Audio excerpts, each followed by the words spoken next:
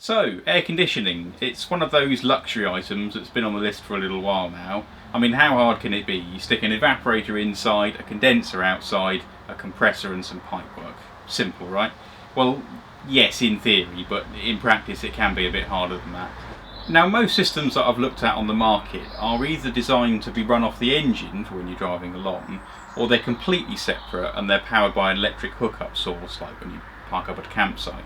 But I'm hoping that I can design a system which essentially gives me the best of both worlds. So over the last few months I've been planning and designing a system which I'm hoping will tick both of those boxes. So let me talk you through it.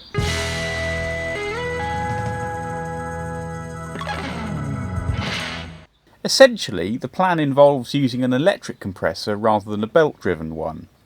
The great thing about these is you don't have to have the engine running constantly to make them work. This particular one is a 3-phase unit with a remote mounted inverter, so the whole thing can be powered from a standard 12-volt DC supply.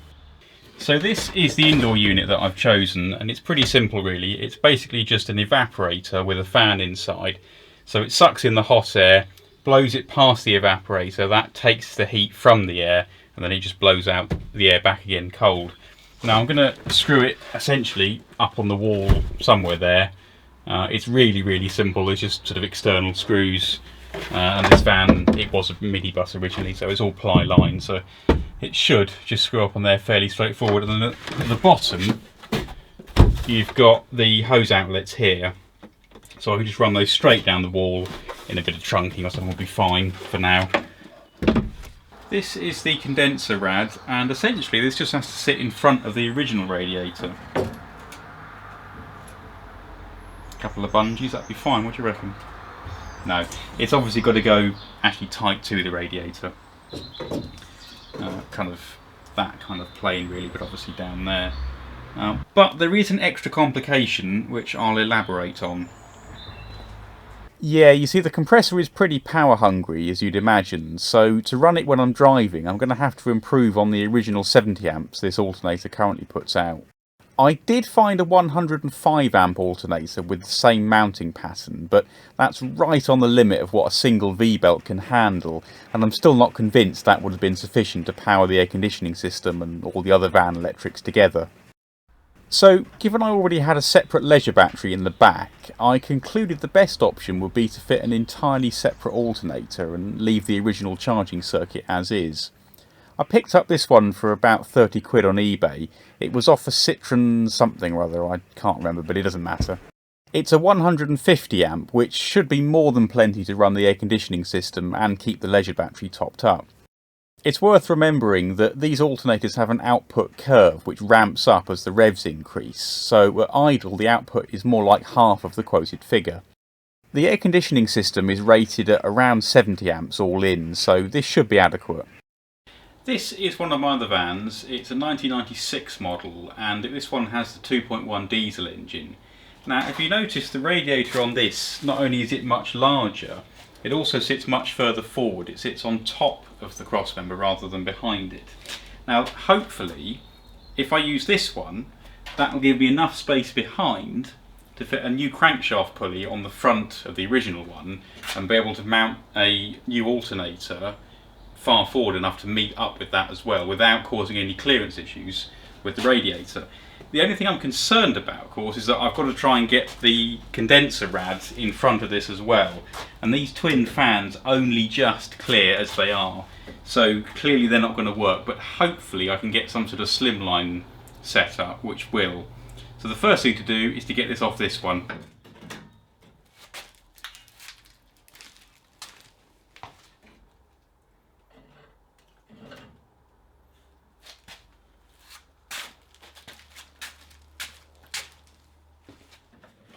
Back with this fan, and I'm hoping the other radiator will drop straight onto the holes in the front crossmember.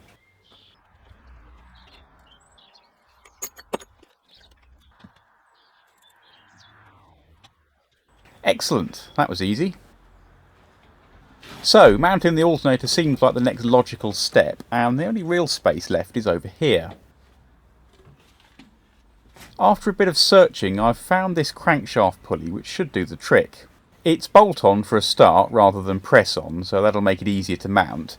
It's a multi-V pulley which will help cope with the power transfer, and it's also the same diameter as the one the alternator was designed for, so that'll keep it spinning at the right RPM. All I need to do then is make some sort of adapter to mount it to the original pulley. How hard can that be?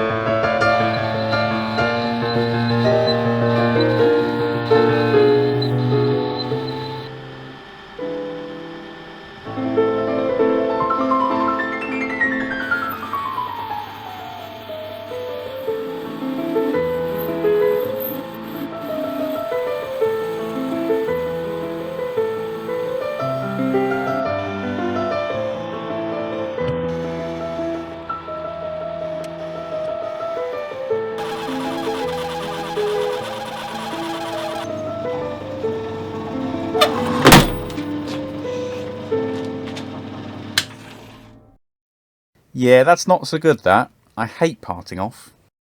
Right, only one thing for it then. I'm joking. Obviously that wouldn't work. You need an HSS chain for that. No, it's back to the trusty hacksaw on this one.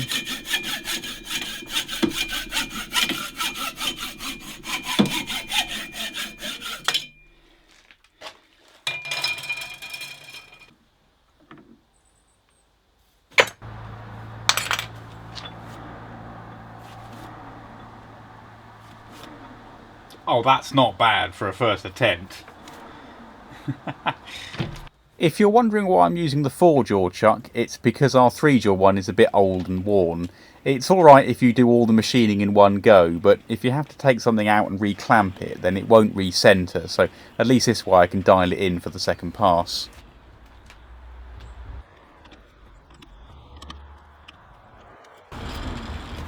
Yeah, that's good.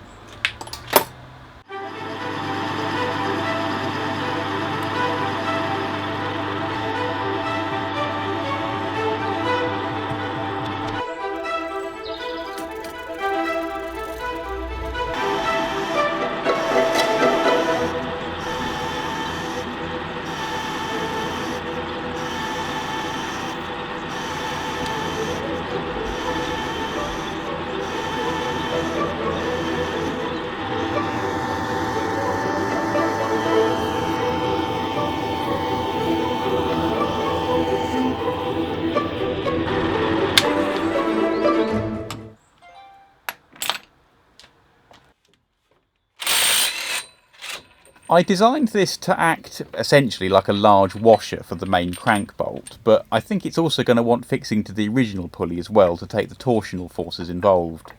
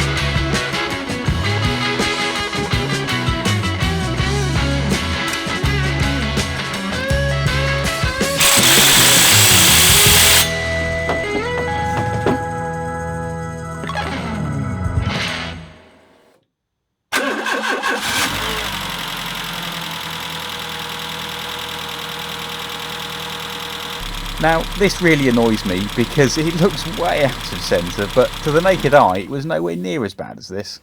I'm not sure if it's to do with the frame rate on the camera, but you'll just have to trust me on this one. It really is very good in real life. Anyway, that's roughly where the new alternator needs to go.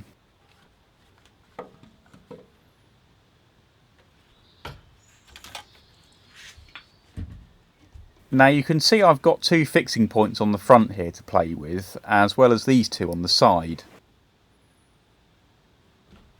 This lower hole was never used, but was threaded from the factory, so just needs cleaning out with a tap. I've nicked another spacer and bolt from a scrap engine, which should provide the basis of the new mount.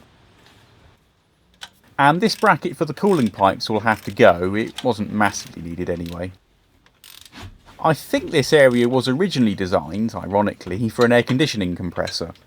Of course this was never an option on the Traffic, but would have been offered on other cars with this engine, like the Espace for example. I've made a simple mounting block to go in between the two lugs on the new alternator, which will form the basis of the new mounting bracket.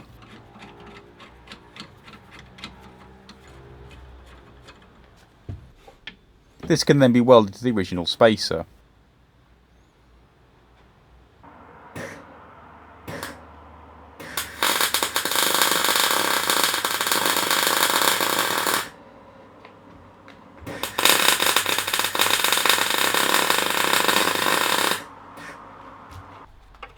With those just tacked for now, I'll make sure it's in line before I carry on. Yep, that looks good. Due to the forces involved, I'm going to brace it further back as well, as I'm pretty sure it would just crack the block casting if I relied on that single fixing point.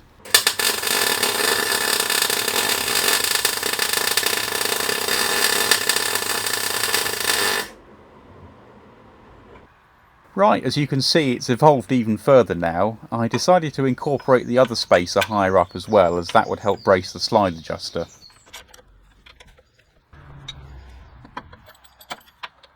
The adjuster itself is just a piece of flat bar with a slot cut out, nothing too complicated really. And that seems to work nicely. It just needs a lick of paint now. There was another bolt hole on the side which I could have incorporated, but if you think about it, the stress from the belt will be trying to twist the bracket, which is what the extension piece going backwards is there to prevent, and given the plane that force is in, I concluded that would be superfluous. It would have been nice to wrap that up, but I didn't have the right belt, so while that's on order, the next job to look at is the radiator. But I think I'll leave that for the next video.